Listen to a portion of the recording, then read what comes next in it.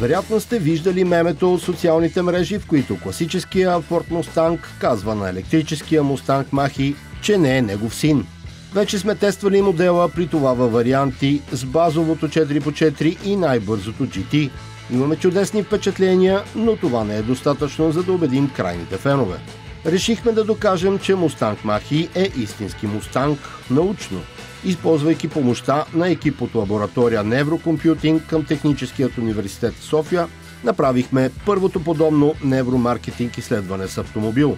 Екипът също така провежда и най-голямото невромаркетинг проучване за модели с всякакъв тип задвижване и до момента има запис на физиологичната реакция при управление на над 30 различни автомобила с бензиново, дизелово, хибридно, електрическо и дори водородно задвижване.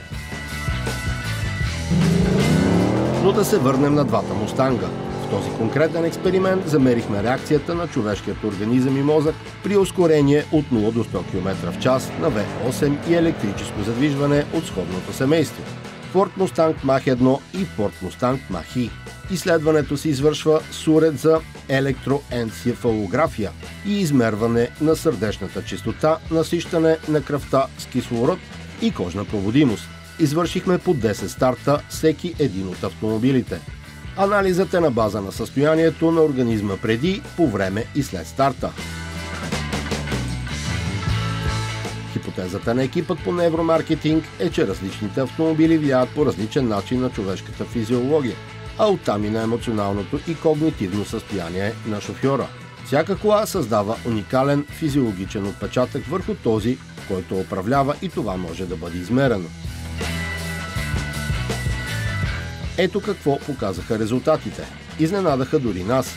Възбудата, фокусът и вниманието са по-силни изразени по време на ускорение с Ford Mustang Mach-E в сравнение с Ford Mustang Mach-1.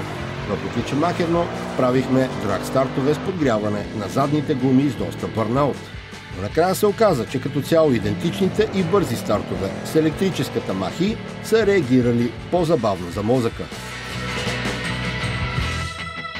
Сърдечната честота се е увеличила средно 6 удара на минута по време на ускорението с Mustang Mach-E в сравнение с сърдечната честота преди старт. Докато сърдечната честота по време на ускорение с Ford Mustang Mach-1 остава относително непроменена, което също е странно, но това показва техниката. Кожната проводимост остава по-висока средно по време на ускорение с електрическата кола. Като заключение, нивата на кислород в кръвта са намалени повече като отговор на ускорението на Ford Mustang Mach-E в сравнение с Mustang Mach-1. Всички наблюдавани ефекти са в нормалните измерения и граници за здравето. На ниво периферна нервна система, Ford Mustang Mach-E стимулира повече симпатиковия дял на мозъка в сравнение с Ford Mustang Mach-1. Дали този ефект е нещо положително или нежелано, зависи от допълнителни фактори. Но с техниката показахме, че електрическият Ford Mustang Mach-E предизвиква по-високи нива на възбуда, фокус и внимание в сравнение с Ford Mustang Mach-1 на централната нервна система. Със сигурност без техниката бихме написали различен анализ, но това го правят всички. В случая направихме изследване, което стъпва на анализ на техниката, а не субективно мнение. Това естествено не означава, че техниката не може да сгреши и бърнаутите да са по-забавни, поне илюзорни.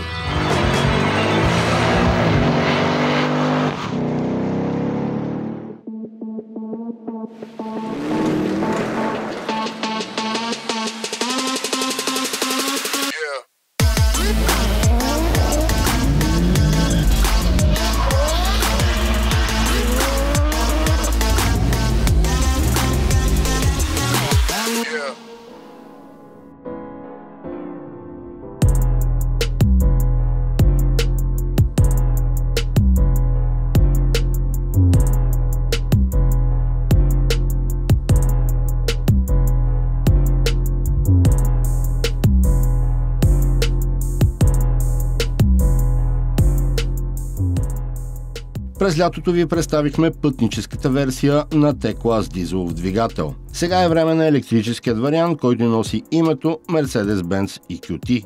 Това е най-новият представител на изцяло електрическата фамилия EQ. Също както T-клас, моделът е базиран на Renault Kangoo. Задвижването е електрическо, разработка на френската компания, но има множество разлики, освен очевидния дизайн. Мерцедес са променили малко окачването, салонът е сходен с останалите модели на гамата, а цената е логично по-висока. Стартира от 76 000 лева, а товарната версия на електрическото Renault Kangoo стартира от 75 600 лева. След като карахме дизеловата версия на T-класата на Мерцедес, както знаем, сроден брат на Renault Kangoo, сега караме и електрическата версия. Двата автомобила са почти идентични. Интересно тук, освен електрическото задвижване, е, че в Мерцедес са поставили свое окачване, не използват това от Рено, и системите за сигурност са типичните за Мерцедес, както и целият интериор не е взет от французите, от партньорите французи, ами си е напълно техен. Затова и автомобилът се държи доста по-меко, много приятно. Естествено, това си има и цена, защото разликата в цената е около 10 000 лева с ДДС. И тук интересното е, че версиите в момента са само с 5 места, но се очаква от януари месец 2024 година да има версия 6+1, което означава данъчен кредит и вече доста по-добра цена като цяло за модела.